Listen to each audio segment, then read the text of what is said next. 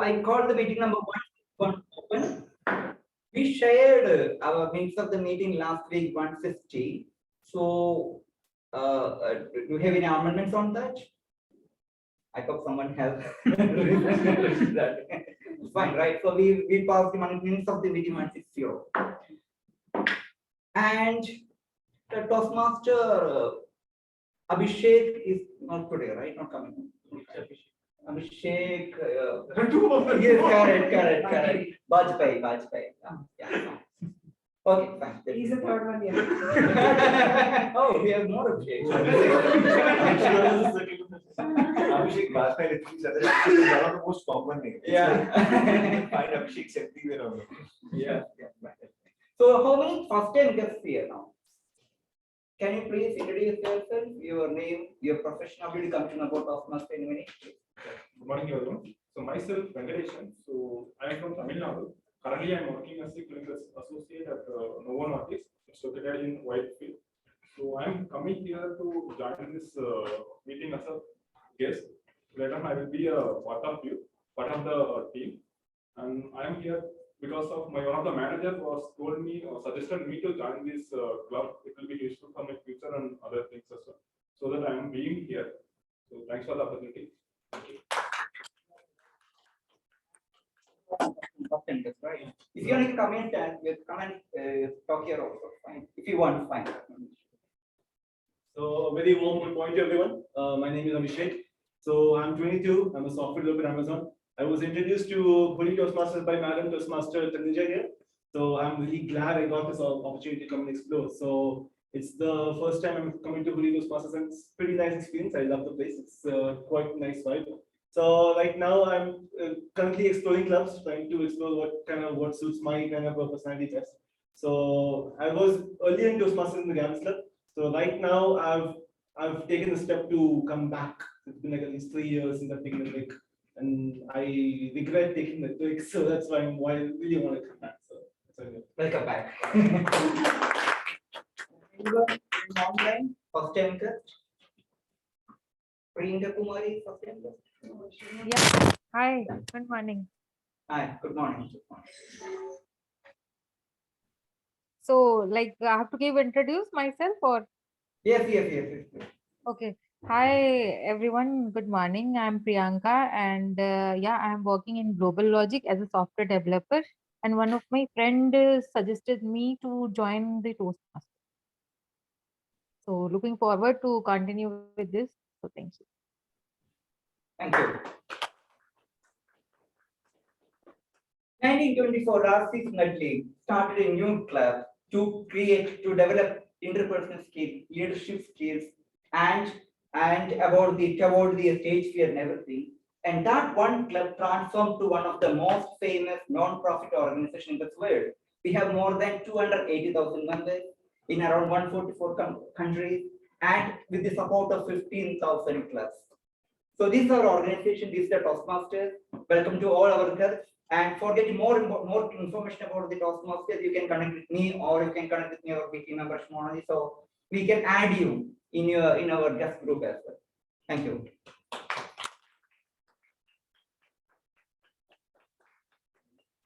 Valentine's Day, February 14th.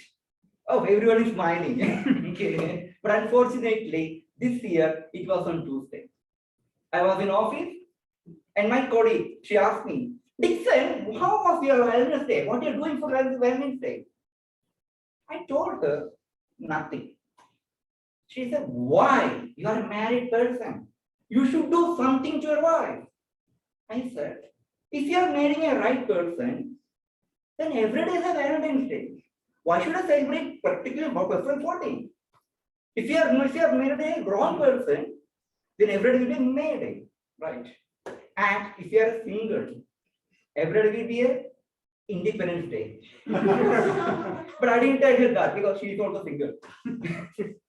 The moral of the story is she was so upset with me that why you did not celebrate Valentine's Day. My wife is also okay with me, but she is not okay with me. I'm really surprised. After 2 days, I saw the theme of today's meeting. Courage to be disliked. I was so happy. Yeah, I can relate this in my life as well. That's what happened on Tuesday.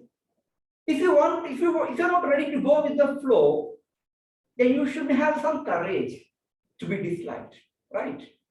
And today, to talk about this thing, we have a Toastmaster. He is our VPPR, and he is just like a star performer in our club. We have lots of groups in our club, and all the groups he is so active, and every day he is adding values to our club. He created a wonderful group where we are talking about table topics for practice in table topics contest, and we are talking about so many things in that group. So creative group. So let's welcome the Toastmaster of the day, one of the most enthusiastic, most supportive Toastmaster in our club, Toastmaster Ankur. To be this guy, right? Thank you. Okay. Thank you for great introduction. I wasn't expecting that. Oh. So the courage to dislike. What comes in your mind when you hear this line? It feels like rebel, right? Well, I heard about this particular line when I found this book online, The Courage to be Disliked, which is written by some Japanese philosopher, and like they actually it's a discussion between a philosopher and a young guy. A young guy has a lot of questions, and he is like, I want to know these answers, so you have to answer all these questions to me.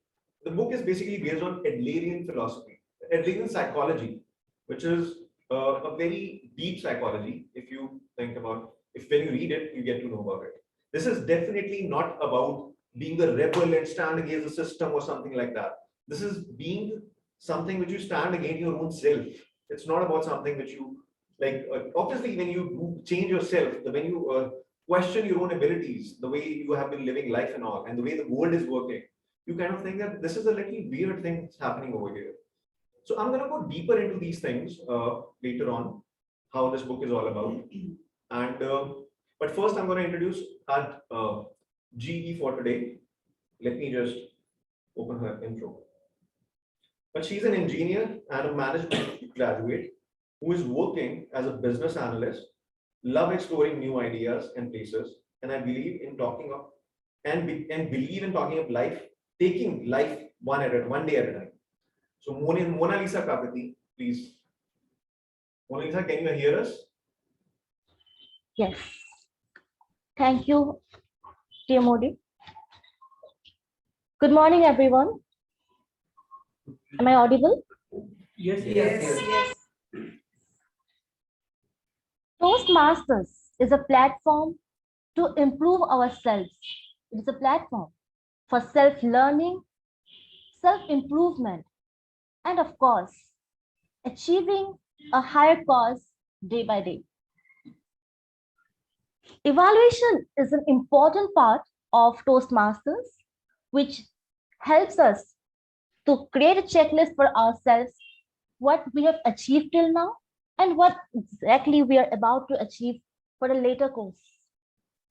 As the general evaluator today, I'll be helping in evaluating the entire meeting, and for that, I'll be having my tag team with me. Let me introduce the tag team. Firstly, we have the timer of the day, Toastmaster Yaska. Toastmaster Yaska is one of the founding members of this club and an efficient person who has been handling the role of a treasurer, the role of a peer for the entire district level since a very long time. And I have known him to be a part of multiple clubs, and I have learned a lot from this person. So introducing to you all, Toastmaster Yaska will be explaining the rules of the meeting and the time evaluation. Over to you, Toastmaster Yaska. Thank you, General Evaluator, Mona Lisa. So as a timer, I'll be keeping the time of everything that is happening in the meeting, especially the prepared speeches, the table topic speeches, and the evaluations. So whenever there is a minimum time that is 5 minutes for prepared speeches, 1 minute for table topics, and 2 minutes for evaluations. I'll be showing you a green card like this. And whenever there's a medium time, that is 6 minutes for prepared speeches, 1.5 minutes for table topics, and 2.5 minutes for evaluations, I'll show a yellow card. And when there is a maximum time, that is 7 minutes for prepared speeches, 2 minutes for table topics, and 3 minutes for evaluations, I'll be showing the red card. Speakers are expected to close their speaking session within 30 seconds of me showing the red card, and there will be no notification given for going over time. I'll come back with my report at the end of the meeting when General Evaluator calls me. Back to you, General Evaluator Mona Lisa. Thank you, Toastmaster Yaska, for explaining the timing rules of the meeting.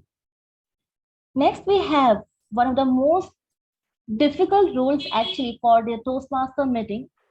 This is a person who has been handling multiple roles ever since he has joined the Hoodi Toastmasters Club, starting as the Vice President of Education. This person has been a role house of energy. He's the most energetic person in this club I have known. We have the counter, Toastmaster Dixon. Over to you, Toastmaster Dixon, who will be explaining the rules as an counter. Thank you, Mona Lisa. Hi everyone. Today, as a counter, I will note down our repetitive words or any other short pauses and everything, and I will submit a report to the General Evaluator. So this meeting, when you try to tell R or short pauses, any repeated words, think about me. I will catch it. How do you?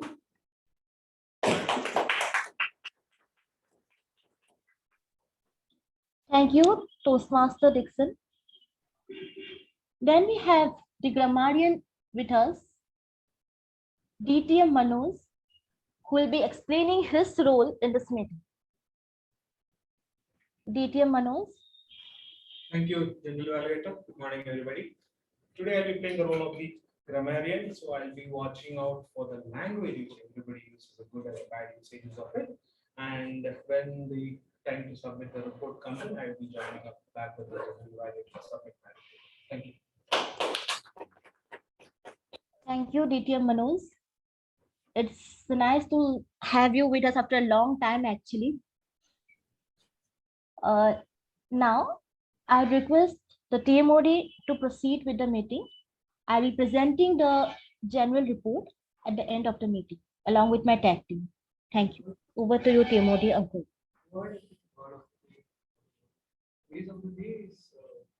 Thank you, team.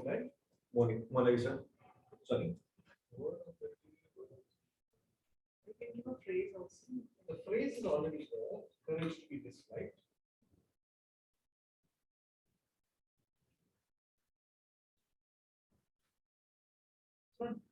Published? Sure. Okay, so we'll go with the phrase itself. Phrase of the day will be courage to be disliked.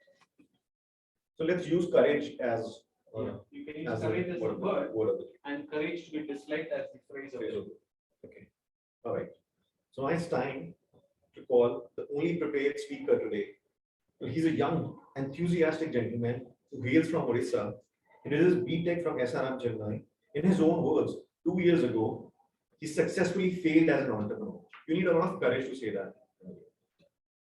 On weekdays, he acts as a full-time analytics lead. On weekdays, he acts as a Toastmaster.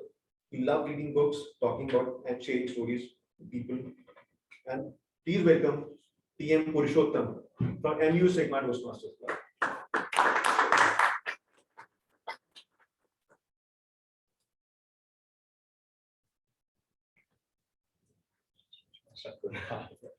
Thank you so much, TM Ankur.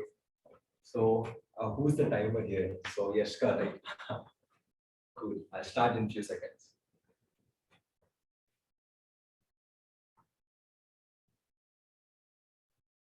Few days back, I was reading some material on negotiation. It was very funny when I actually observed few patterns where we find negotiation skills in everyday conversations. just tighten your seatbelts because a lot of fun conversations are going to be shared now. I'll talk about the first conversation I had with one of my teammates, Aman. How many of you, I hope so no one here is an individual contributor, but how many of you actually work with teams on everyday basis? All of us, right? How many of you have a team member for some reasons falls sick on Monday morning? No one, but I have one team member. I don't know, for some reasons he falls sick on Monday morning. So he calls me one fine Monday morning and he says, "Hey Purushottam." I was like, "Hey, you sound so energetic." All of a sudden, energy drops. "Purushottam, you know what? I'm not well. Can I take off today?" I was like, "Okay." I'm talking about competitive negotiating style. He's so competitive that one has to win, one has to lose. And when I asked him, "Hey Aman, can you please join for at least the client call today?" Silence. "Okay, Aman, relax, take off. I'll manage the call." He won, I have lost. The second negotiation style is compromising negotiating style. I have another friend. I say friend, but yeah, he's my team member, Yashwant. He is out of office. How many of you actually call your team members when they're out of office? Oh, all of us were bad then. Oh, then I'm not alone. So I called this guy. I was like, "Hey, Yashwant, I need you to attend a client call. I need inputs there." He says, "It's not possible, Purushottam." I say, "Hey, Yashwant, you're not audible. By the way, let me mention two things. One is I'm going to give full day comp off if you attend the call. Second, I'll make sure that I'll approve all the leaves in advance." "Hey, Yashwant, am I audible?" Then Yashwant replies, "Hey, Purushottam, yes, I can make to the meeting." Compromising negotiating style. You have to make concessions to make it work. The next is collaboration negotiating style. I had one of my friends who was supposed to be out of office on a Thursday, and I was supposed to be out of office on a Friday. My manager says it's a crucial deliverable and it is meant to be sent at any cost. How many of you actually have team members who comes out with smart techniques to get the out of office? We have Kurian. He calls me, he says, "Purushottam, let's make sure we deliver the report. So the only way is you enjoy your out of office day, I'll enjoy my out of office day, but let's make sure that you work 14 hours when I am off, I work 14 hours when you're off. We can send out the deliverable. We can also have the triple up." Collaborative negotiating style. Both the parties win there. The fourth negotiating style is avoidant negotiating style. I see in this room, we have many managers, if I'm not wrong. How about me talking about this? My manager, for some reasons, whenever I ask him, "Hey, can we meet or quickly chat about my next out of office status?" he says, "Purushottam, please, can we talk about it later?" When I ask him, "Hey, am I going to get the complete variable pay for this year?" he says, "Purushottam, can we please talk about this later?" Avoidant negotiating style. I don't know why my manager does that, but they avoid a lot. The final one is the accommodating negotiating style. Ideally, I assume that Toastmasters never judge. But for some reasons, I'm thinking at least few people are judging me by thinking that, hey, this guy was absolutely alone on Valentine's Day. Yes, you are right. And there's a valid hypothesis why you're thinking that, because I just gave mail names. Wait a second. Let me mention about Medha, who is my team member. And when I saw Medha for the very first time, some Bollywood scene, which you ideally think of, actually happened. But long story short, Medha comes to me one day. She asked me, "Purushottam, what's your favorite sweet?" Without a second, I said, "It's Kaju Burfi."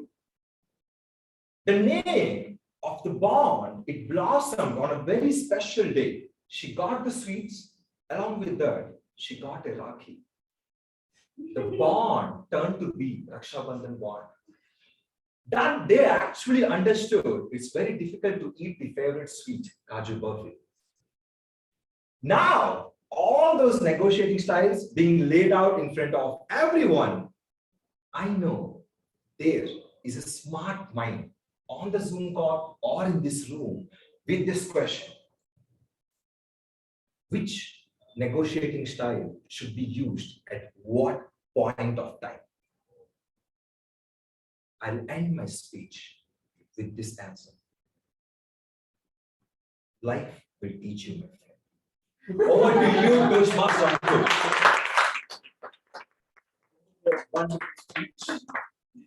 Indeed, every day in life, we all deal with negotiations, right?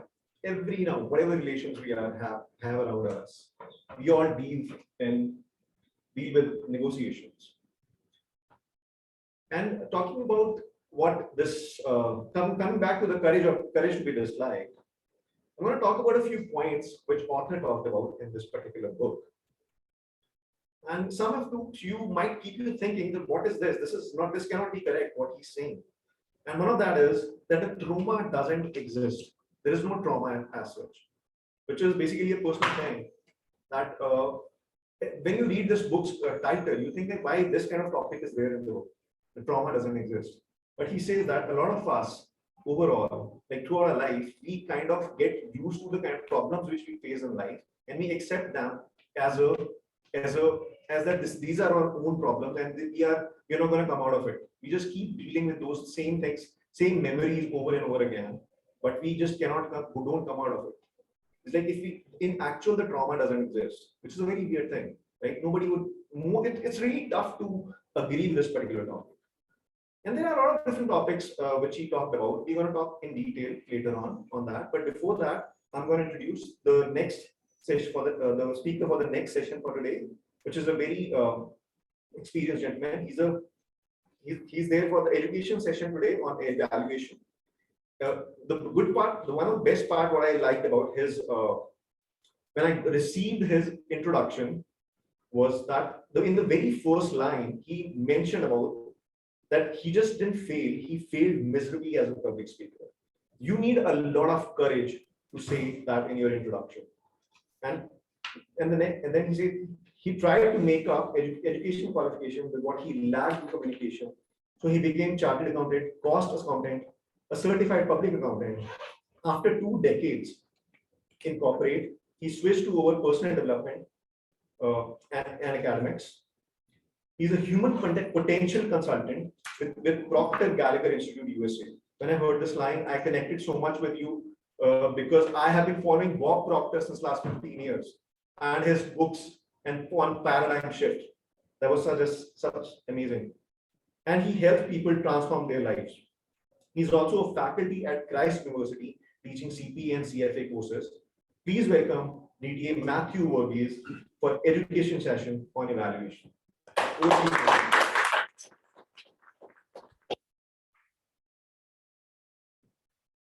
Just like you have different kinds of negotiation styles, you also have different kinds of people. Now you have the good, the bad, and the Best. Okay, have you heard of the movie Good, Bad, and the Ugly? In Toastmasters too, we have the good, the bad. So you have the good Toastmasters, you have the bad Toastmasters, and then you have the evaluators. You know, your theme is very perfect today when you say the courage to be disliked. And I think what makes evaluators ugly is not the presence or not the way they look, but the way they sometimes deliver evaluations. And when I say ugly, for me, it is, unable to understand evaluations. Sometimes the evaluations are too generic. So the G stands for generic. The L stands for lousy in the way it's presented. And the Y is yobbish. Sometimes you are too loud, too noisy, too aggressive. You'd have heard some speakers on the news channels go, India wants to know. Well, we as evaluators sometimes demand some questions, and therefore evaluations becomes a little ugly. But let's see how we can move this entire evaluations from ugly to where it really should be. So to begin with, I would like to get from the audience just to understand, what do you think are the objectives of evaluation? Anyone? to tell the speaker what or where they could step up their performance in terms of content or in terms of how they present it. Wonderful. So in bottom line, you could say to help the speaker, to motivate the speaker. Did I hear anyone say to settle scores? Oh, this speaker evaluated me and cut me to size the previous time around. Now is my opportunity to get even with the speaker. Here I come. Do we do that? No, never. At least not at Toastmasters, right? So I think what you said was right. The objective of evaluation, I hope we don't do that. I don't know whether it happens at Hoodies, and for sure I've not seen it happen anywhere else. But the objective of the evaluation is to help the speaker modify his or her speech to magnify the message. But there are some ground rules when we talk of evaluation. When Venkatesh, as the Sergeant at Arms, came and said there are some ground rules for the club, there also are some ground rules for evaluation. And there has been some question that used to be playing on my mind earlier. I'm a newbie. Who am I to evaluate? The person that I'm evaluating has got so much more experience than me. How can I go and give that person suggestions? The next question is, how can me as a person say something to a senior Toastmaster? How would she or he think? Now, in order for us to be able to set the ground rules, we have to answer these few questions. And the first one I would like to make clear here is that first, as an evaluator, you don't need to be an expert. You only need to have a very genuine interest in helping the speaker. The second one is you must know as an evaluator what the objectives of the speech are. And sometimes it may even make sense to touch base with the speaker and ask the speaker, excuse me, would you want me to look at something more or something beyond what we are going to discuss today? Is there any specific area you want me to look at? That makes sense to ask the speaker. And lastly, one of the ground rules is that we are only evaluating the speech and we are not evaluating the speaker. So now that we know what the objectives are, now that we know what the ground rules are, let us try and understand what is it that makes an evaluation really stand out. Now, before we go into what makes the evaluation stand out, we need to look at a couple of things that you and I as evaluators should be wary of. What are those key qualities that we should bring to the table? Now, as evaluators, I would think it would hold us in good stead to convert ourselves or to transform ourselves into a piece of, or a non-judge, to become a small piece of sponge wherein we are non-judgmental. In other words, let me rephrase that. You and I as evaluators must become a non-judgmental piece of sponge. Now, what do I mean by that? One, we must be present when a speaker is speaking. The second one is, as a sponge, we must soak in what the speaker is saying. And for that, we may have to listen carefully, watch carefully, listen intently as to what the speaker is trying to convey. And the third thing is, once we have soaked in, once we are called by the general evaluator, or if you're in a contest, when you're called to speak, you must now take another quality of a sponge, which is to squeeze out what we have gathered. And finally, in order to be a good evaluator, the next thing we must do is to show up. Or I would recommend that you show up, because the more you show up, the more you get into the nuances of what evaluation is. And therefore, you can transform yourself into a better piece of sponge. So the four things are: first, be in the moment. Shut off all your other distractions to be completely focused on what the speaker is saying, because your intent, in one word, is to help the speaker modify the speech to magnify the message. So you and I have got to be present when the speaker speaks. Second is to soak in as much as we can by watching carefully and listening intently. The third is, when we are called to speak upon, we squeeze out that information. Again, keeping in mind that our only intent is to help the speaker magnify his or her message. And finally, showing up as many times as possible, because practice never makes perfect. Practice only makes one better. So now, having looked at what is it that is required to be done, we've looked at the ground rules. Let's come into the two important parts of what a sponge has to do. One, soak in. Now, when you and I go and stand and look and hear a speaker, these are a few things that you and I have to be looking at. Mona Lisa, when she spoke, she said, as a general evaluator, I've got a checklist. And at the end of the day, when I'm called to speak upon, I'm going to see whether the people met the checklist or met the points in the checklist or they didn't. That's the same thing that you and I as evaluators have got to do. We need to have a checklist. And I'm going to give you a few points that you may want to look at in order to be able to, evaluate a speech in the right way. Number one, every speaker comes to speak with a particular purpose. In Toastmasters, we break the speech into 4 different categories. You either speak to inspire, you either speak to persuade, you either speak to inform, or you speak to entertain. Now, what is the speaker's objective? That's something we may have to know in advance. So that's A. The A stands for achievement of objective or achievement of purpose. Now, for that, we may have to look very carefully as to what the message was. What is the speaker trying to convey through the entire message? And once the speaker has spoken, then we try to join the dots and try to see whether everything that the speaker spoke was in alignment with the message. Were there acronyms? Were there anecdotes? Were there analogies? Were there activities? And did all of this sync with the overall message that the speaker was trying to convey?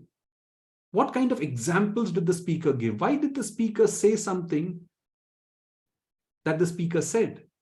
We try to analyze all of this, and that's what we are soaking in at this point in time. Did the speaker achieve the purpose? The most important question, what I look for when I evaluate is, did the speaker say something that made me think? Did the speaker say something that made me feel different? If that hasn't happened, then I've just listened to some mumbo jumbo and really nothing has sunk in. So when we soak in, we've got to see, has the speaker been able to impact me by making me think differently or making me feel differently? That's the first thing, my dear friends. A, which stands for achievement of objectives. The next thing we look at is, somebody said, we not only look at what the speaker said, we also look at the way the speaker said it. And that's the B that I would talk about, which is body language. Now, when we look at body language, we look at the stance. We look at the movement of the speaker on stage. We look at the gestures. We look at the facial expressions.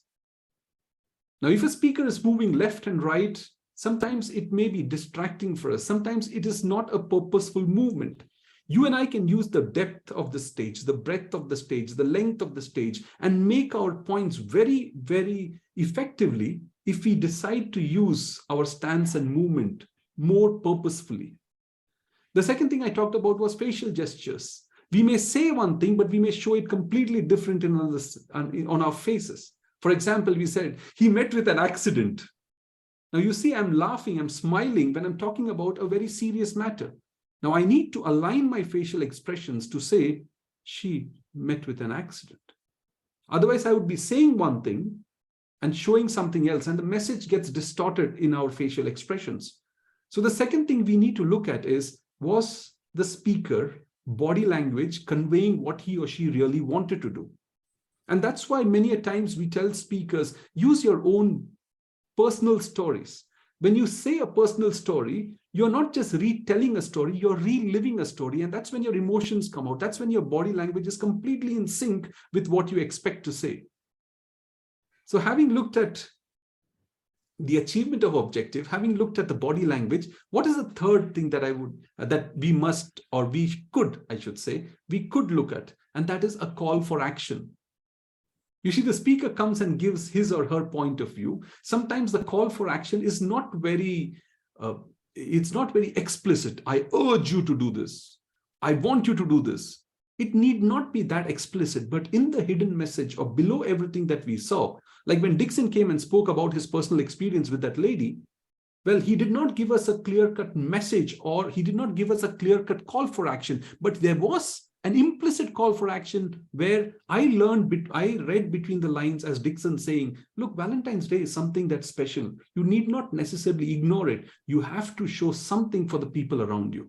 I got that message, whether Dixon wanted to convey it or not. And I thought that was a brilliant message. In that short time, he gave us a wonderful message. There was a call for action because he's made me to think, you know what, I may not think big about Valentine's Day, but what if my spouse has the same kind of mindset that the lady had? She may want me to do something for her. So I got a lot of message in that 1 minute that Dixon spoke. So there was a call for action. The fourth one is distractions. Sometimes when you're on online meeting, the background is distractive, the lights coming, the sound is there. Or when you're even in person, you see some people wearing some stuff which may be distracting to you. They may have some mannerisms which is distracting to you. If you see in Shashi Tharoor, sometimes he plays a lot with his hair. Now, unfortunately, I can't do that even if I want to. But some people may deem that as being distractive. So that's something that we look for, and we try to help the speaker saying, look, this mannerism of yours is something that you may want to work on, or you may want to look at. Having looked at the first one, which was achievement of objectives, body language, call for action, distraction, we are going to the next one, which I think is by far very important. As speakers, we may take speeches from other people, we may take anecdotes, we may take examples that other people have said. But what is very unique to you and me is our body language. Not our body language, I'm sorry, our energy. The way we speak, the enthusiasm we bring, the energy that is there behind our words. And that, I think, is something that cannot be replicated by anybody else. Each of us have our own styles. And that style is what helps us stand out as speakers. Is there some excitement, some energy when the speaker spoke? Or was it just a deadpan kind of, reading delivery? If that is the case, then we could tell the speaker as to how the speaker could bring in a little more energy when that speaker speaks. So that's something as evaluators, you and I can look for and say, you know what, I thought the energy at this point in time was very low. It didn't seem that you were quite convinced in what you were saying, so on and so forth. So the energy, the excitement, the exuberance is something that I look for when a speaker speaks. And then I'm able to connect more to that speaker who brings in a little more of himself or herself to the table. Then I look for something which is called flexibility in voice. And that, I think, draws a knockout punch at times. The voice, the pitch, the rate, the pause, and the quality of voice. Let me give you an example. Let's say I give a small 1-minute speech to you, and it goes like this. On your mark, get set. And the marathon began. 2 hours and 20 minutes later, Ethiopia's Mamo Walde was the first to cross the finish line in that 1968 Mexico Olympics. 18 of the 74 participants did not finish that race. But wait, something dramatic was just about to happen. More than an hour later, one section of the crowd started cheering. Soon it spread, and the entire stadium rose up in standing ovation as one of the runners was seen entering the stadium. His leg was bloody and bandaged. He was wincing with pain with every step he took towards the finish line. Despite all the pain, John Stephen Akwari of Tanzania finished the race. On the sidelines, he was asked by a reporter, John, why did you have to go through all this pain? John Stephen Akwari simply said, my country did not send me 5,000 miles to start the race. My country sent me 5,000 miles to finish the race. You see, when we say some things like this, there is an opportunity for us not just to be monotone, but to vary the pace of our speech, to bring the highs and to bring the lows, and to bring in that very precious tool that we have in our arsenal, which is the pause. So you can vary the rate of your speech, you can vary the pitch, you can go high and low. And when your voice quality is brought out to the fore, your speech packs in a whole new punch. So if I just ask you, and now I'm a professor, so if I could just ask you, what are the 6 things that I said? Could somebody just give me a background, please? It's very easy. I put the acronym A, B, C, D, E, and F. Anybody wants to try what they were? What is A? Achievement of objectives. Absolutely. Full marks. What is B? Body language. C? Or- Call for action. Call for Oh, action. you're really good students. I miss you in class. What about D? Distraction. Distractions. E? Energy. Energy. Wonderful. And F? Flexibility. Flexibility in voice. That's lovely. So these are what we look for, as evaluators. When we become sponge, we are soaking in all this information. Then while soaking in, we write all of this on a piece of paper, and you're given a little piece of paper in competition. So you write all these points, and then you decide which are the ones that I really need to go out and tell the speaker. You could find 20 points of improvement and 20 points that you liked in the speaker, but don't go out and tell all the 20 points. What I suggest is select the top 3 and try to be different. Not what everybody would look at, but something that is so unique that you've put in the effort, and therefore you are now able to identify those that will stand out from the others. So we've been a sponge, we've soaked in all the information. Now it's a time when we go out and squeeze out the information.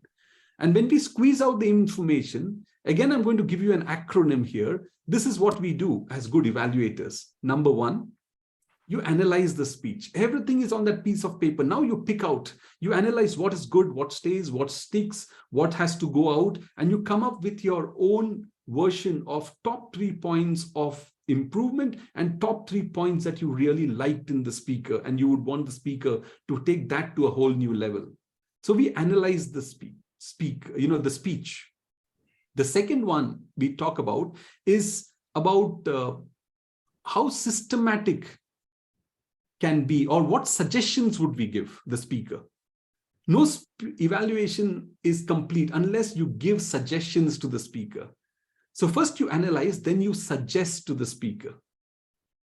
What are your points of recommendation? This is what I would like you to try out. Maybe it will hold you in good stead. And in that way, you're doing favor to the speaker, because in a way, you're having the courage to be disliked at times, because the speaker may or may not accept what you're saying, but you know that your intent is very genuine in order to be able to help the speaker magnify his message. So you have the analysis, you have the suggestions. We now come to how do we do this? We need to have a systematic way of delivery. And for that, sometimes we use a technique which is called the sandwich method. We start by saying what is good, then we sandwich it with what we think are the points of recommendations, what are the suggestions, and finally we again sandwich it. The third layer is again going back and saying, by the way, these are the things I really liked. So you start by analyzing, and then you suggest, and finally you again say something good so that it doesn't look really blunt and cruel to the speaker. So can someone tell me what the abbreviation was over here? There was an A. What was the next one? Suggestion. S. And what is the third one? Sandwich. S. So you had a ASS. Can we leave it at that? I'm sure if I leave you with ASS, Arun is going to call me, look, you use something very unparliamentary. So I don't accept with you having said and left what you said. So let me, for the sake of being very parliamentary here, add another S to that. So we'll call it ASS. And what is that S? It's summary. So you have to analyze, you've got to give suggestions, you've got to summarize it in a way that is, the sequence is quite like a sandwich. And finally, you need to summarize. And if you're going for a competition, I think the points that they bifurcate are, the analysis carries 40 marks, 30 marks is for the suggestions, 15 marks is how you have said it, the sandwich method, and the last 15 is for summarizing. So make sure you also summarize one, so that the person at the end gets a beautiful gift by you, which is nicely wrapped on the top, and you present it to the speaker. Now the speaker is going away with something valuable that you have added to the speaker's arsenal, some good points of recommendation. So we did talk about a sponge, how the sponge soaks in and how we need to squeeze out. Now I'll just summarize because the red card is already gone. At the threat of being dismissed from this meeting, let me just come back to saying one more thing, which is this. What are the things that an evaluator must not do?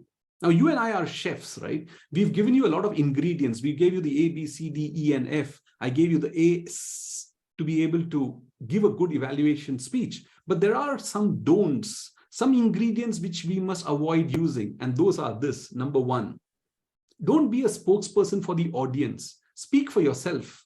Sometimes you may hear some speakers or some evaluators saying, the audience felt this. We felt this. No, you are not the we. Don't be a spokesperson for the audience. Just say, this is my opinion. In my opinion, this is what I saw. This is what I felt. The second, you don't have to compare. I said at the outset that one of the ground rules is that you're evaluating the speech and not the speaker. So it's not fair for you to say, I saw you speak 3 weeks ago and you gave a super speech. This came out completely flat, or the other way around. I've seen your journey. Now I like you. I think it's best for us speakers as evaluators to keep avoiding the comparison. If you want to tell that to the speaker separately, you have the liberty to go and tell the speaker what you felt. But in a speech, when you're giving an evaluation speech, evaluate the speech and not the speaker. The third thing that we may want to avoid is, come on, let's give the speaker a round of applause. The speaker has already got the round of applause and you've been called to evaluate. So you don't have to again give the speaker a round of applause. You just have to you're here to give the evaluation. You have to give it and you've got to go back. The fourth thing that we may want to avoid doing is to come and summarize everything that the speaker said. Now, you don't have to reinstate the speaker's point. You are not to summarize. You're only there to evaluate. So look at being a sponge, soak in the points and squeeze out the points of improvement. And that's what will help you give a good evaluation speech. We did say that the ugly earlier stood not for the looks of an evaluator, but the way the evaluation was done. We said it was sometimes it's not possible to understand. Sometimes we said it was generic. Sometimes we said it was lousy. And finally, we said it was yobbish. But now when you come out and give an evaluation after considering these points, again, the ugly will take a whole new meaning. The U in ugly will now stand for being useful and understandable. The speaker will be able to understand and use it in his or her next speeches. The second one is, these are going to be great suggestions. The G will stand for great suggestions. The L is the speaker will now love your inputs and he or she may want to go back and feel charged to implement all that you've said. And finally, I did a comparison of how we are chefs when we are evaluators. In other words, you would have just prepared a yummy dish for the speaker to take back home and relish. So my wish for all of you here is that we are able to understand what the objectives of evaluation is, to be able to magnify, help the speaker modify the speech to magnify the message, understand the ground rules, understand that you and I need to be a sponge, a non-judgmental piece of sponge, wherein we soak in, we squeeze out, and we show up as many times as possible. Remember the A to F. These are the ingredients of making a speech effective, an evaluation speech effective. And finally, also remember the ASSS, which is the way you will want to deliver your speech. And finally, also remember some things that we need not do in order to be able to make our speech effective.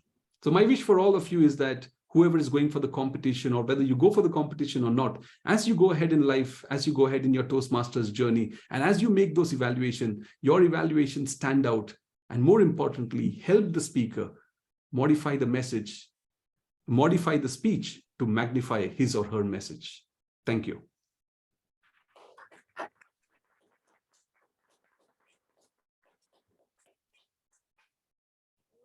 Will there be any question answer sessions now?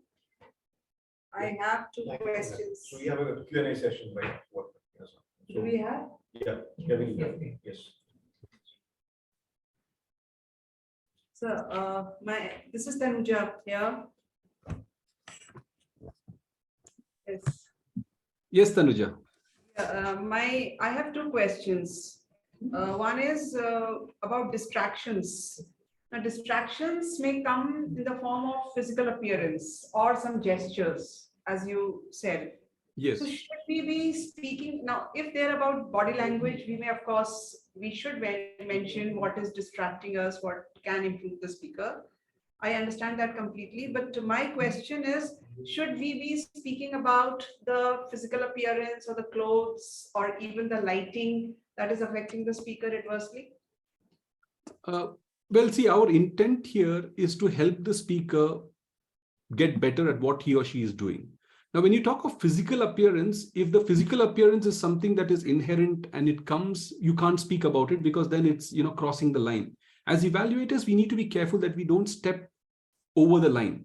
But if it's a piece of clothing that the person has worn, which is distracting to me, maybe for some reason, I do not know. Like, for example, if it's a competition and the speaker comes in a very casual kind of an outfit, or if something is written on the speaker's t-shirt, which is not, maybe not in the right context, I may want to address that. It's not that I will not do it, but if it's something very personal, I would back out and not say the things that should be said. About lighting, absolutely. For example, I'm on a camera and I've been told that even sometimes earlier, you've got to adjust your camera in a way that your body or your eye is exactly at the camera level.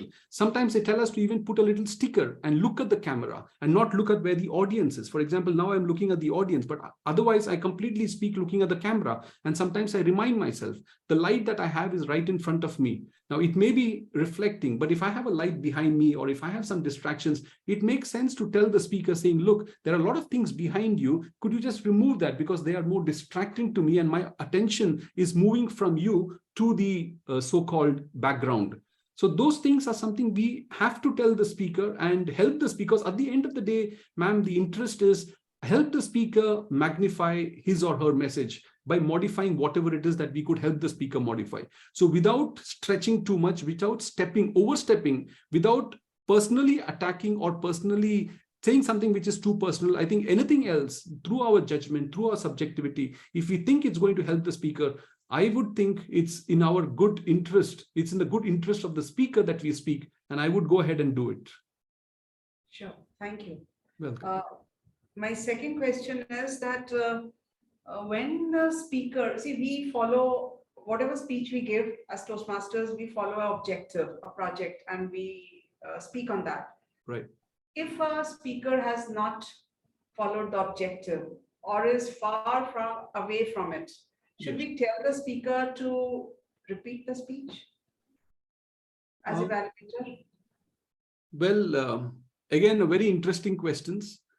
I have never been told to repeat a speech, and I have not asked somebody to repeat the speech, because sometimes I have understood that while the intent is good, it may also sound quite rude in a way to ask a speaker to repeat the speech. However, having said that, there are Toastmasters who do it, and I really appreciate and I know where it comes from, because the speakers or the evaluators who are saying that have the utmost interest of the speaker in mind. Now, ma'am, there are two kinds of speakers. One, who take things too personal, and they may not be in a position to understand, what she told me to repeat the speech. Who does she think she is? Now, for that kind of speaker, we've got to be a little careful because we may lose the member in totality. But there are those speakers whom we know very well and who we know is going to take it in the right spirit.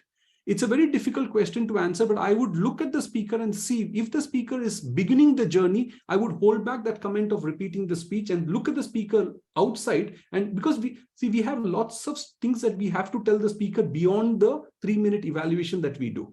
We have so many points that we note, but our timings are just 2 to 3 minutes and we need to stick to that. So we may only give the top 2 or 3 points, but yet you may want to sugarcoat it and put it in such a way, for using a better word, for want of a better word, I'm saying, putting it in a very diplomatic way, saying that, look, the objectives were so and so. However, the objectives were not met. You are way beyond the way it is. I would suggest that you relook at modifying your speech so that you can come back and give a speech with the objectives having been met.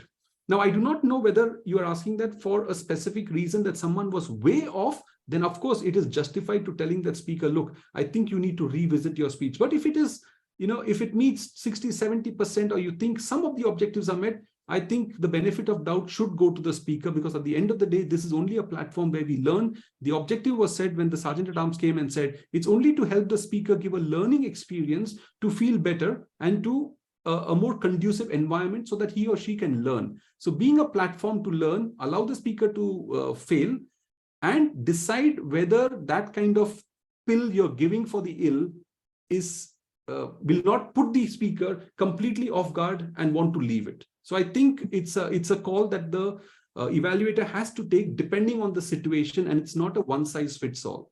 I would hold back, honestly speaking, I would hold back from giving an opinion in public, saying repeat your speech, but I would definitely meet the speaker later on and say, you know what, I think you should re-give that speech. Thank you. That's all from my side. Anyone else wants to ask? Anyone from online wants to ask any questions?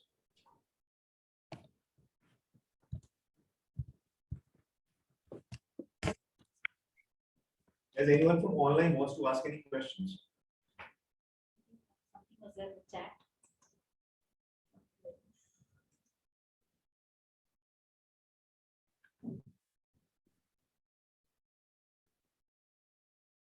So Vinay is asking, sir, could you please? Yeah, sir, I Yeah, have the 6 one. points, I can repeat that, Vinay, for you. The A Yeah, was yeah. achievement of objectives. The B Hello. was body language. Hello. Yeah, you have a question? Go ahead. No, I'm sorry. I do not have questions. Like, just I wanted to know that 6 points. Actually, I missed some. Yeah, So can you please repeat if sure, possible? Thank you. I'll do that, definitely. Yeah, the first one was achievement of objectives. The B stands for body language, your stance, your movement, facial expressions, gestures. The C stands for call for action. What is it that I'm expected to do after listening to the speech? The D stands for distractions. Is there something in the environment that's distracting, or is there any mannerism that the speaker is used to doing that is distracting? The E stands for the energy, the energy that the speaker brings to the table. And the F was flexibility in voice.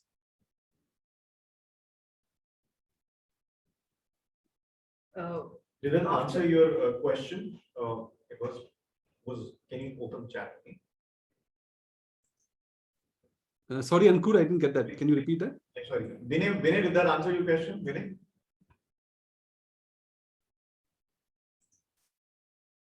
Do we have time for one more question from my side? I think we do. May I? Sure. Okay, so this, when you were talking about the point C, that is call for action, Yes. this made me think of a question which I have often faced. See, Yes. once I was preparing for a tall tales contest some 2 years ago, and my speech, see, tall tales are usually entertaining and humorous and way beyond reality. Yes. So those are, all of them mostly are entertaining speeches. Yes. I was told when I asked for feedback from my fellow Toastmasters, how to improve on my speech, I was clearly told that include some point for call of action. It has to be something or the other, otherwise your speech is incomplete. So my question is precisely, is it necessary? A call of action in a speech is necessary, especially for contest speeches. Can't we just have some entertaining or humorous speech without any message? Yeah, that's a very good question, ma'am. Again, call for action. Again, it depends on the type of speech that you're speaking. In Toastmasters, we divide the speech into 4 different categories. One is persuasive speaking, where you want to persuade somebody to do something. Obviously, there has to be a call for action for that. Otherwise, you won't be able to persuade that person. You want to inspire a person, and inspiring speech also has a subtle message saying that, look, for example, you go and say, a snake bite hasn't killed anyone. And the speaker is wondering, what are you saying? And then you say, Wayne Dyer said that a snake bite hasn't killed anybody, but it's the venom that the snake leaves behind that kills a person. And then you ask, have you been bitten by a snake? Have you been bitten by people who are as venomous as snakes? And you give your own story and say, you know what, at the end of the day, I learned that the best way to handle venom is to forgive. And you leave the speech and you say that you're in a much better space after having learned what you learned. Now, you haven't given a call for action, but you've given a very subtle message, and there is an implicit call for action which says that, look, forgiveness is the key. So that message will go on well. And I think there is a call for action, which may not be very explicitly said, but there is an implicit call for action.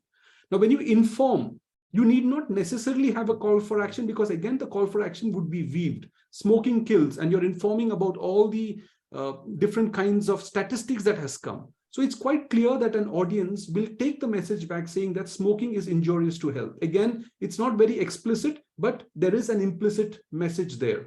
For most speeches, there's a call for action. Now, coming to your more specific question, which says tall tales. Now, I come from a school which believes that not all speeches, like a tall tales contest, need to have a call for action, because in tall tales, you're completely exaggerating, right? I was a part of a tall tales contest wherein I donned different kinds of roles, and there is no way I'm completely hallucinating at a different level. Now, when I come at that level, I don't expect the audience to have a call for action, because I'm taking them to space, I'm writing something, I'm going through this, I'm in a rocket. Now, where do I go and tell them, boss, you have to also do this? So depending on the kind of speeches that we have. Now, you made a very pertinent point in contests, or when you talk about giving a speech, there, more often than not, there is somehow a call for action which is weaved in, may not be explicit saying that I urge you to do it, but implicitly there is something that you are going to say that it benefited me. Now, we as audience, we read between the lines and we say, okay, if it has benefited madam, then I should also try it. But for tall tales, I am of the opinion that a call for action is not warranted, ma'am. Okay, thank you. That comforts me a lot, because even I was of the same opinion, but I was told by not one, but two people that you should have a message in your speech. Yeah. Qualify for a contest. I did not agree, but yes, that was the message I was given. Yeah, at the end of the day, what I've said is, it's you have different people coming and saying different things. What I have said would have resonated with many of you here, but it need not necessarily be the gospel truth. So I come from a place where I think if it suits you, take it. If it doesn't suit you, just leave it. Like Frank Sinatra once sang, he said that I chew in a lot of things, and if I don't like it, I spit it out. So there is no one size fits all. These are just the recommendation that you may look for. This is nothing to say that you have to, you should do it. So for all the people in Hoodi's Toastmasters, I would just like to say, since the red card has gone up, it was a privilege to be here. Thank you for the opportunity. I hope it has made some sense to you. And ma'am, thank you for all those wonderful questions. I really appreciate that. Thank you for answering that so well.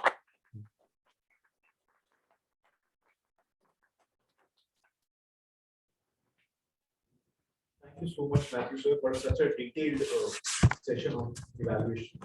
They say there's a devil in the details, but also God is in the details, which is said by Big Mies van der Rohe. So moving on to our next session. Before that, I want to talk about a little bit more about what the courage to be disliked. So the author here, another thing which he really talks about is that all problems are interpersonal relationship problems, where he in detail talks about how in everywhere in the world, like we have some sort of a vertical relationships. Vertical relationships are good, but a lot of times vertical relationships can leave a negative effect on the person who are in the like, especially when a mother calls her child and she says that, okay, you're doing a good job. That means she comes with authority, but a lot of times child starts thinking that, okay, just because I'm okay, now I have to impress my mother all the time. Whatever I'm doing, I have to impress my mother all the time. But like then they leave their own goals and they start thinking about something else, like as in what the parents' expectations are. So they don't think what is their own way of doing it. So this is one of the topic which he talked about it. We're going to talk more about it later on, and then I'm going to move to the next session, which is a table talk session. And our table talking master for today, she hails from Rawat-Bhata, Rajasthan. She's an emerging software developer working with Amazon. She's an amazing and kind-hearted person who loves engaging with people over ideas and, of course, gossips. A happy-go-lucky person, loves to travel and explore new places and restaurants. Please welcome our table topic master, Akansha. Hi everyone, am I audible? Yes. Yeah, so let us begin. Let me first introduce the what table topics is. So I'll be presenting a proverb basically or a phrase, and and we will call upon the speakers, and the speakers are asked to say for about 1 to 2 minutes on the topic, and then yeah, that's about the table topic. So as the theme for today is courage to be disliked, I will like to have all the first timers, guests, or the oldies to come on the stage and speak on the table topic and have the courage to be liked or disliked. There's no one who's gonna dislike you for the table topic, but yes, have the courage and come forward and speak for the table topic. Uh, Let me just share my screen. Okay, I'm not able to share my screen. Can you guys enable the screen sharing?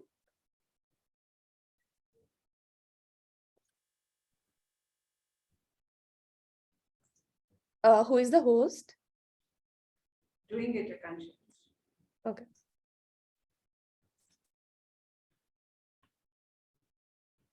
now. So who will be the first speaker for the table topics today? I can't see the people in the room. TM, can you please help me with selecting the first speaker? Okay, I'll take the courage. Table topic still. Sure. Courage. Yes. Yeah. The expectations too high for me. Yes, Akansha. Yeah. So is my screen visible? Yes. Yeah. Coming on to the first table topic for today is the pleasure of criticizing takes away from us the pleasure of being moved by some very fine things. Over to you, DTM Tanuja. Yesterday was Shivratri, a big festival for Hindus. Exactly the same thing happened. We had hired a Panditji and he told us he'll be there by 4:30. 4:30 passed, 5 o'clock passed, 5:30 passed, no sign of Panditji. We had prepared everything for the puja and except me, everyone was on a fast. Shivratri calls for a fast also. Everyone was on a fast, having only fruits, those things. So hunger actually also plays a very important role psychologically, that let things finish fast so that we can have our food. So that was also playing in the minds. Panditji was nowhere. Calling frantically, how long Panditji? And Panditji saying, just coming, I'm at RK Puram, I'm coming. So he made all those kind of statements. He landed at 7:30 in the morning, in the evening. Everyone bounced on him. Why didn't you tell us you were going to take so late? At least we would have been mentally prepared. That's the only thing. No, nothing would have been done. Until he comes, nobody would have started the puja and everything. You could have told us, and no one was ready to listen to his side of the story. The pleasure of criticizing actually took away the pleasure of being moved by the fine things. That Panditji was feeling guilty, of course, and the whole problem was in his alarm. In the morning, he had put alarm for 3 o'clock to get up because he had to go to several places. His alarm, for some reason, or maybe he had put it wrong, made him wake up at 5 o'clock. So 2 hours delay right from the start. So he was delayed everywhere. That Panditji was also on a fast. He had not eaten anything. The entire day was nobody appreciated that he, despite all those things, was doing everything diligently. This is what we are so eager to pounce, find the loopholes and do things, not realizing that the other person may have some or the other compelling reason to behave in the way they may behave. We should be more understanding than judgmental. That's always something I always hold up now because I've gone through all these things. Thank you. Back to you. Thank you, Toastmaster Tanuja. For the second table topic, who would like to go? Someone from online?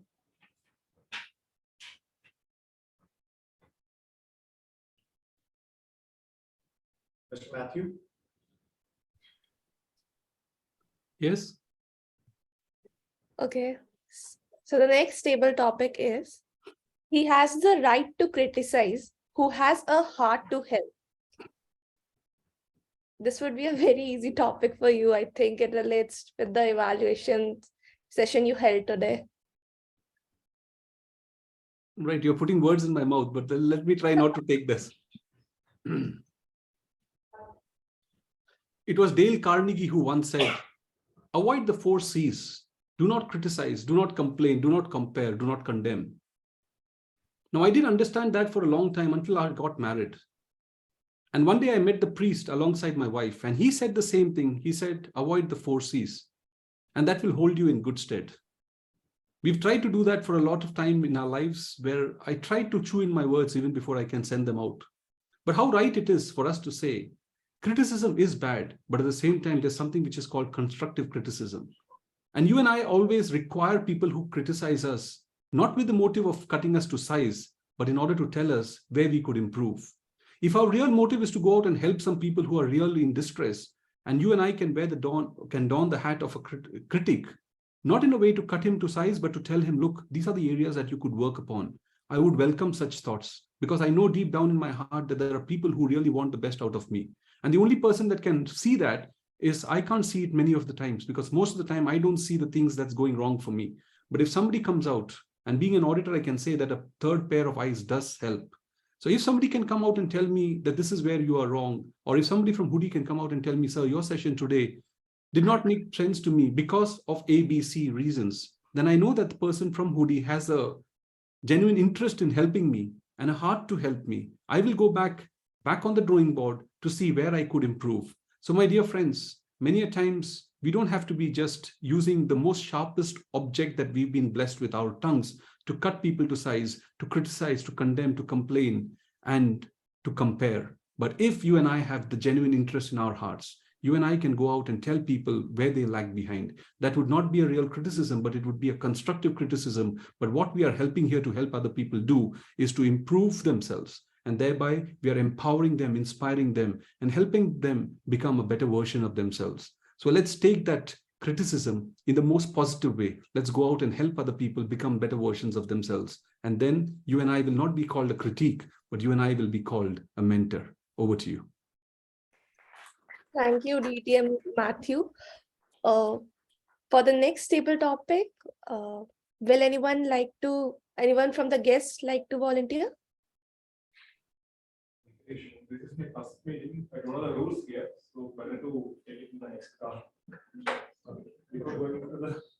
Veena, would you like to take? Yes, can I see the topic?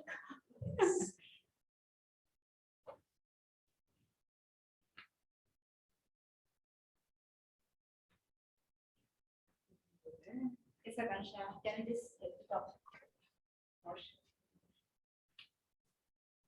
Hey, hi. So the next table topic is, this table topic is from the very book whose title is our theme of today. The table topic is, do not live to satisfy the expectations of others. Over to you. Yeah, thank you. So do not live to satisfy the expectation of others. So everybody of us will have some expectations of ourselves. And so don't think I have to satisfy somebody else. Live for yourself and be happy with our own life. Because I know whatever I'm doing is for good for me or for others. So in order to satisfy others, maybe we will not be very happy with that. So when you are happy, do things what you make happy. Yeah, that's it. Thank you. Thank you. Thank you, dear speaker. My question to TM Hoodi, how many table topics can we have? 4 maximum. So we already have 3. So this last one. Okay. So who would like to go next? As this is the last table topic. Abhishek.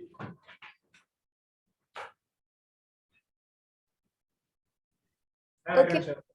Hi, Abhishek. So your table topic for today is,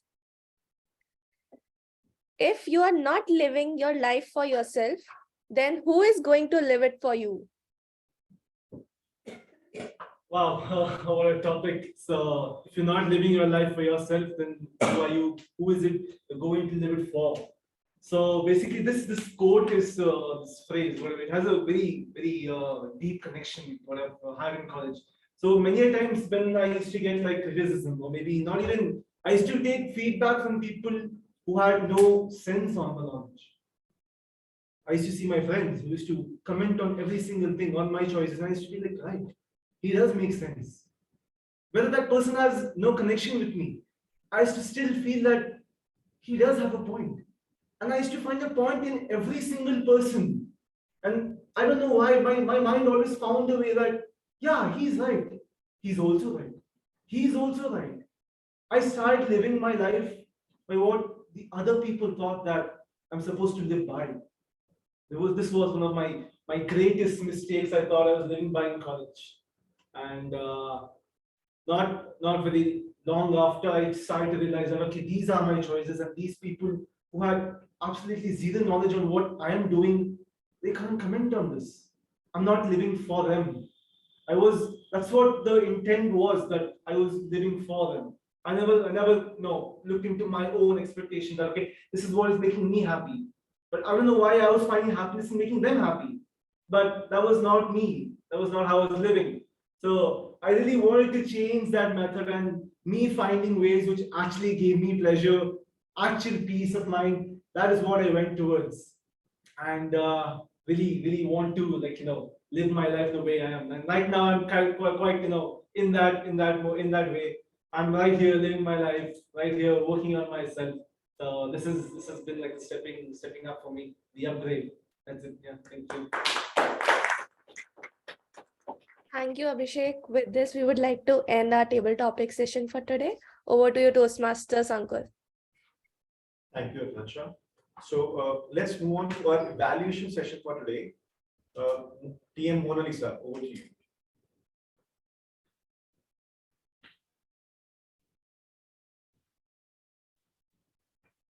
TM Mona Lisa, can you hear us?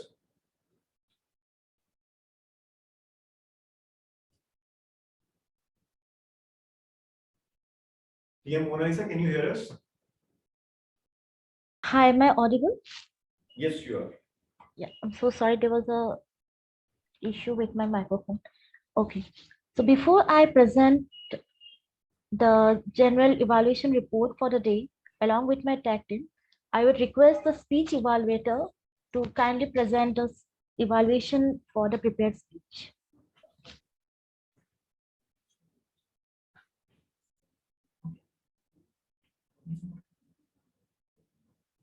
Okay. Okay. Okay. So, Mona Lisa, you can move on to the tag team report. As the speaker is not available over here right now for a few minutes, you can please move on to the tag team report. Sure. So may we kindly proceed with the tag team. I would like to ask the timer of the day, Toastmaster Yaska, to present his report.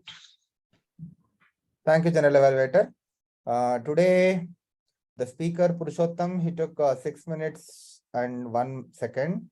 And the education session went on for 25 minutes, almost 26 minutes. And the Q&A went on for 8.5 minutes. For the table topics, speaker Tanuja took 2 minutes, 28 seconds. DTM Matthew took 2 minutes, 12 seconds. And speaker 3 took 35 seconds.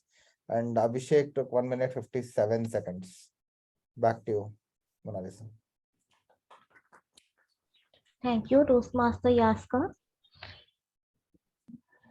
May I now request Toastmaster Dixon to present his report as the R counter.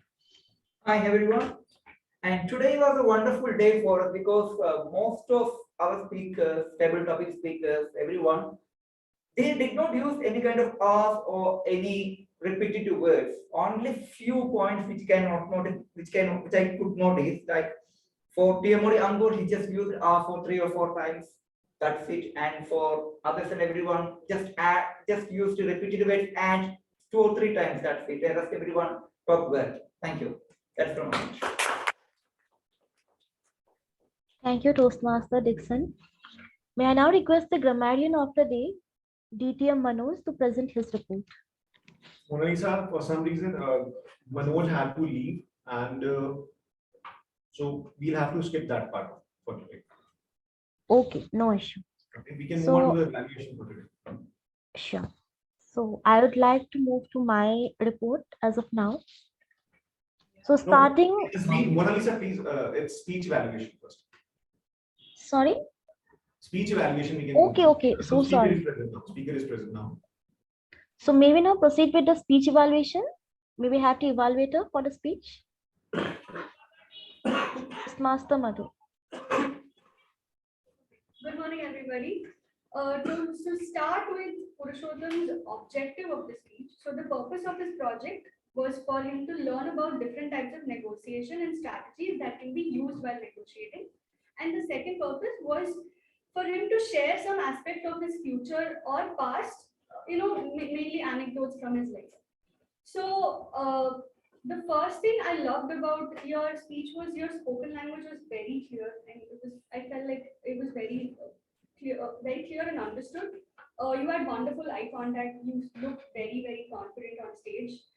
You used the stage space very effectively. You were moving around, and it was not like you were moving completely left to right, but it looked very good.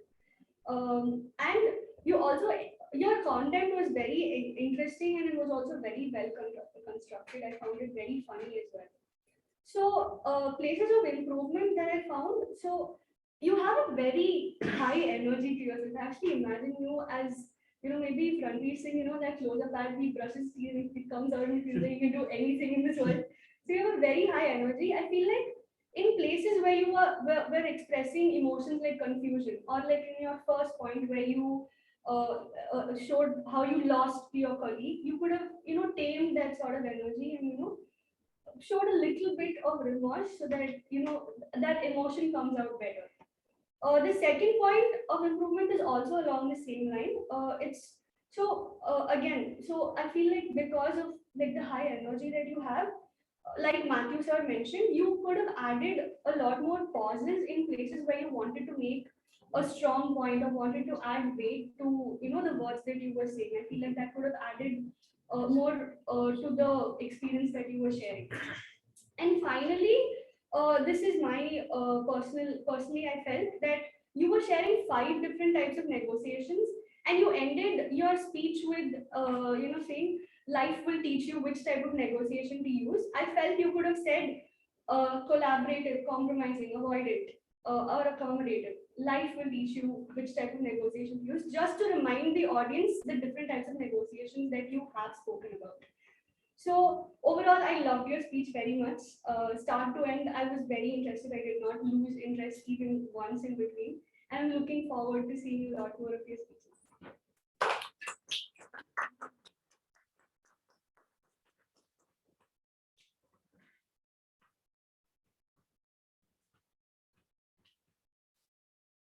Thank you, Toastmaster Madhu, for your extensive report about the prepared speech. May I now present my report for the day? We started the meeting at 5:10, and we are way ahead of our time for the day. Toastmaster Kalpesh explained the 3 ground rules of the Toastmaster meeting in a very efficient manner. Toastmaster Ankur did his job as the TMOD for the day in an excellent way. He had the icebreaker session where he was asking about the weekend, and it was a very good opportunity for all the members, online and offline, to gel with one another. President Toastmaster Dixon explained the beginning of Toastmasters, connected with the guests, and explained the team, as well as introduced Toastmaster Ankur. So there was a very beautiful transition from the beginning of the meeting to the agenda of the meeting.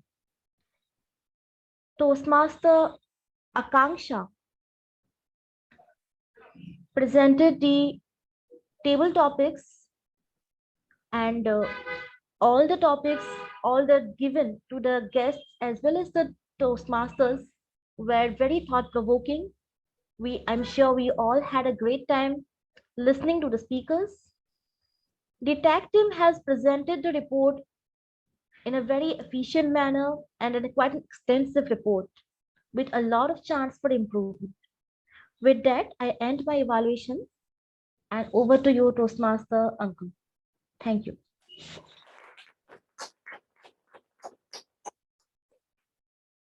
Thank you, Mona Lisa. Hey, Mona Lisa.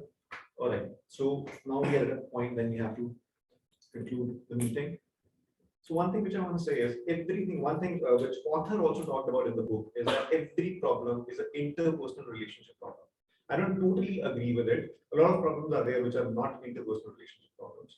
But most of the psychological problems or emotional problems are because of the interpersonal relationship problem. So the point is, you should feel whatever you do, if there is more of a horizontal relation than that of vertical relations, you can make much better relation and much better community overall. And it will give you a better feeling and a better courage to stand for what is right. So moving to our president for today, TM Dixon.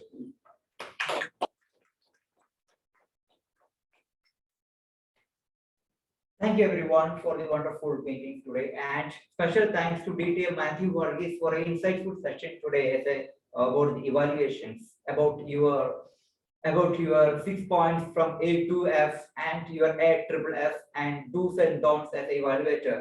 This will definitely help us not only for the contest but also during our entire journey of Toastmasters. Thank you, thanks a lot, and let's give him big round of applause to Verghese.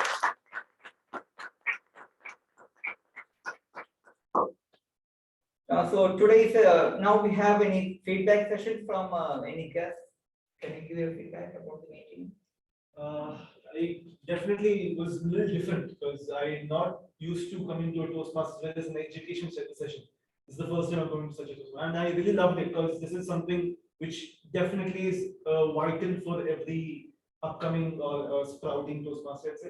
So I loved it. I'm glad I got to be part of it. Thank you. Thank you. This was my first meeting I ever attended as a Toastmaster guest. Okay, so getting a better in person in the first meeting is a very good sign. Okay, so I got a good sign here. So thanks for the opportunity. So thank you. It was a nice meeting for me. So this is my second session on Toastmaster. So I would like, I'm so happy to join this. I was just thinking why I didn't join this from past this many years. So no problem, everything has a time. This is my, I look forward to improve my career. Thank you. Thank you.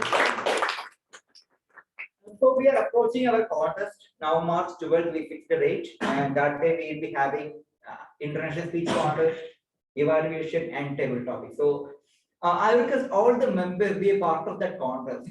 Don't be a volunteer or something like that. We should attend the contest. We should participate in the contest. Just not for winning, just for participating. It is going to be a very good experience to everyone. So don't worry about the toss or winning, whatever it is. Just attend, give your names. Everyone should give the names for table topics, evaluations, IEC. Make this contest a great success.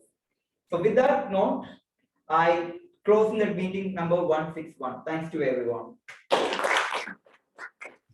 Thank you.